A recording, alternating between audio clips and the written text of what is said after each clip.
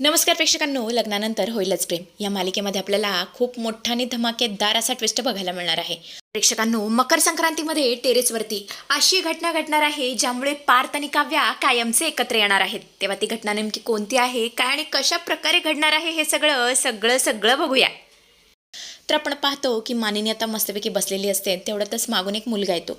तो तिचे डोळे झाकतो. मानिनीला काही समजायला मार्ग नसतो, नक्की आहे तरी कोण. ते आता मागे वळून पाहते तर काय, तो युग असतो. युगला बऱ्याच दिवसानंतर सुट्टी मिळालेली असते. युगला बघितल्यानंतर मानिनीला खूप आनंद झालेला असतो, कारण बऱ्याच दिवसानंतर तो सुट्टीला घरी आलेला असतो. मानिनी आता त्याच्यावरती चिडते आणि बोलते, युग, अरे तुला काय आईची आठवण येते की नाही? इतक्या दिवसानंतर तू आलायस. तेव्हा युग बोलतो, होय अगं, सुट्ट्याच मिळाल्या नाहीत, पण आता आलोय ना. खास मकर संक्रांत माझ्या दादांबरोबर आणि खास माझ्या वहिन्यांबरोबर मी साजरा करण्यासाठी इथे आलोय. आणि आता मात्र मानिनीचा चेहरा पडतो. युग बोलतो, आई अगं काय झालं, तुझा चेहरा का बरं पडलाय?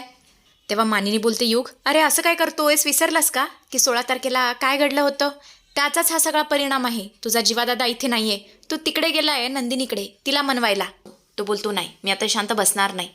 माझ्या दादांना आणि माझ्या वहिन्यांना मी भेटवणार म्हणजे भेटवणार. तेव्हा मानिनी बोलते, युग, अरे ते इथे आमचं ऐकत नाहीयेत, तुझं काय ऐकणार आहेत?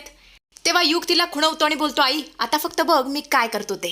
आता फक्त बघत राहा मी काय काय करतो. दादा, रम्या, सगळ्यांनी ऐका, माझ्या डोक्यात ना भन्नाट असा प्लॅन आलाय. पार्थ आता युगला बघून फारच पॉझिटिव्ह झालेला असतो, कारण युग खूप दिवसानंतर आलेला असतो. तो त्याला घट्टाशी मिठी मारत बोलतो, चॅम्प कसा आहेस, बरा आहेस ना? तेव्हा युग बोलतो, हो मी बरा आहे, पण मला असं कळालंय इथलं वातावरण काही ठीक नाहीये. एकतर मी इतक्या दिवसानंतर आलोय आणि त्यात जर तुम्ही चेहरा पाडून बसणार असाल तर ते काय मला चालणार नाही. आपण संध्याकाळी गच्चीवरती जातोय आणि कॉम्पिटिशन करतोय. मला बघायचंच आहे कोण जिंकतंय. दरवर्षी आपण कशी कॉम्पिटिशन करतो तशी यंदा सुद्धा करायची आहे. यंदा अखंड पडता कामा नये. सुरुवातीला पार्थ नाही म्हणत असतो, पण युगच्या खुशीसाठी तो आता तयार होतो. संध्याकाळची वेळ असते, गच्ची मस्त अशी सजलेली असते. युग आणि पार्थ एक टीम बनवून पतंग उडवत असतात. त्यांनी त्यांच्या पतंगावरती लिहिलेलं असतं, देशमुख बॉईज. तेवढंच तिथे रम्या सुद्धा येते. रम्या बोलते, चला आज तर कॉम्पिटिशन होऊनच जाऊ दे, मी जिंकते का तुम्ही? आणि अशा प्रकारे दोघांच्यात आता कॉम्पिटिशन सुरू असते. पण या रम्याने मात्र तिच्या पतंगावरती आय लव्ह यू देशमुख असं लिहिलेलं असतं. पार्थ पतंग उडवत असतो. युग त्याच्या मागे असतो. त्याने आपला मांजा धरलेला असतो. युग जोरजोरात उडत असतो, पार्थ दादा काप काप काप, त्या रम्याचा पतंग कापून टाक. पण पार्थला काही ते जमत नसतं. रम्या आता त्याच्याकडे बघून हसत असते आणि म्हणत असते, पार्थ, या जन्मात तरी तुला माझा पतंग कापता येणार नाही, त्यामुळे विषय सोड. जिंकणार तर ही रम्याच, प्रेमात असू दे नाहीतर पतंगबाजीमध्ये असू दे. असं म्हणत असते. पार्थकडे बघून हसू लागते.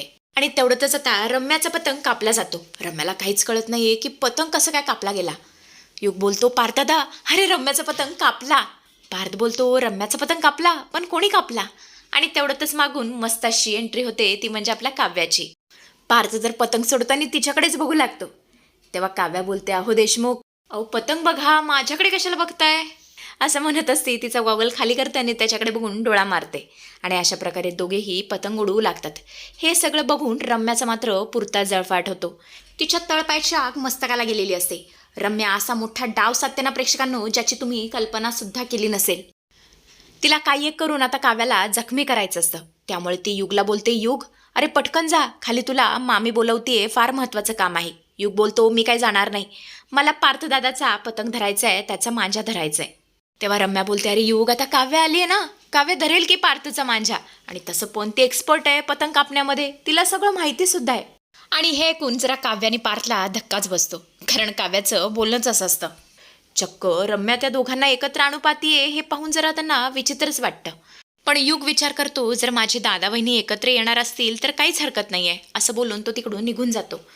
पण इथे मात्र रम्याने खूप मोठी करामात केलेली असते. पतंगाचा धारदार मांजा तिने काव्याकडे दिलेला असतो. आणि मनातल्या मनात बोलते, काव्या, तुला फार हौस आली आहे ना माझा पतंग कापण्याची, आता बघ तुझी कशी मज्जा होते. इकडे आता पार्थचा जो समोरचा प्रतिद्वंदी असतो, म्हणजे समोरच्या गच्चीवरचा जो माणूस असतो, त्याचा पतंग हवेत उडतच चाललेला असतो. आणि आता मात्र काव्या जोरातच ओरडते, देशमुख, आपल्याला जिंकायचं आहे, चला जोरात उडवा. आणि मग काय, पार्थसुद्धा खूपच जोमाने पतंग उडवू लागतो. आणि त्यामुळे काव्यासुद्धा आता खूपच जोशात आलेली असते.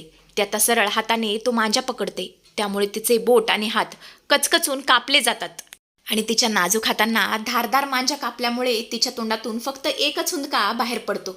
ते म्हणजे आई ग. काव्या जोरातच ओरडते, आई ग लागलं. तर प्रेक्षकांना इथे अक्षरशः वेदनेने काव्या कळवळत असते. तिला खूप त्रास होत असतो. पण तरीसुद्धा ती मांजा सोडायला तयार नसते. कारण तिला काही करून पार्थला जिंकवायचं असतं.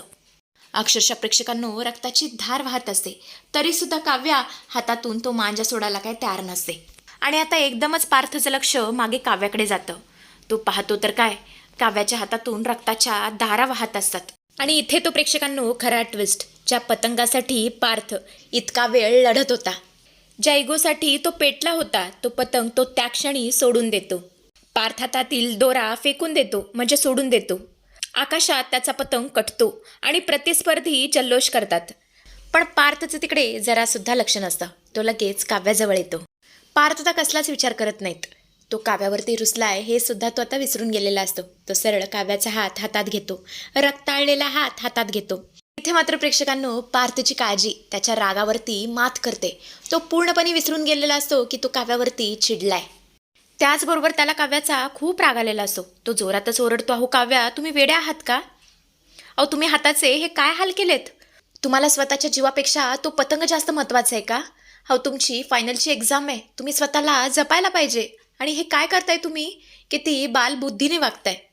तेव्हा काव्या रडवेल्या स्वरात बोलते, तुमचा पतंग कटू नये म्हणून मी हे सगळं केलं. आणि आता मात्र पार्थला कंट्रोल होत नाही. तो काहीच बोलत नाही. सरळ खिशातून रुमाल काढतो आणि तिच्या जखमेवरती बांधतो. त्यानंतर तो तिच्या हातावरती हळूच फुंकर घालतो. दोघांची नजर एकमेकांना मिळते. आणि मग काय बॅकग्राऊंडला मालिकेचे रोमॅन्टिक टायटल ट्रॅक वाजते. खूप सुंदर सीन बघायला मिळणार आहे प्रेक्षकांनो. रम्या आता हे सगळं बघत असते आणि आता तिला जाणीव झालेली असते की यांच्यात कितीही भांडण झालं, संकटाच्या वेळेस ते एकमेकांसाठी काहीही करू शकतात. आपण कितीही कटकारस्थानं केलीत तरी शेवटी ते दोघे एकत्र येणार, याची जाणीव आता रम्याला झालेली असते. काव्याची अवस्था एवढी वाईट झालेली असते की तिला चालतासुद्धा येत नसतं. आणि मग काय, पार्थ आता सरळ तिला उचलून खालीच घेऊन जातो. आणि हे सगळं पाहून तर या रम्याचा असा काय जळफाट होतो की बासच. आणि अशा प्रकारे काव्य आणि पार्थ एकत्र आलेले असतात. इकडे आपण पाहतो तर काय, जीवा आणि नंदिनीच्या मकर संक्रांतीचा काहीच पत्ता नसतो. पण जीवाला मात्र नंदिनीबरोबर मकर संक्रांत साजरी करायची असते. तो आता शारदाला वाटतो, म्हणजे त्याच्या सासूला वाटतो आणि बोलतो, आई मला असं वाटतंय नंदिनी जरी इंटरेस्टेड नसली तरी आपण तरी मकर संक्रांत साजरी करू शकतो ना. मला या मकर संक्रांतीला स्वतःच्या हाताने तिळाची वडी करायची आणि नंदिनीला द्यायची. मला किचन दाखवता का?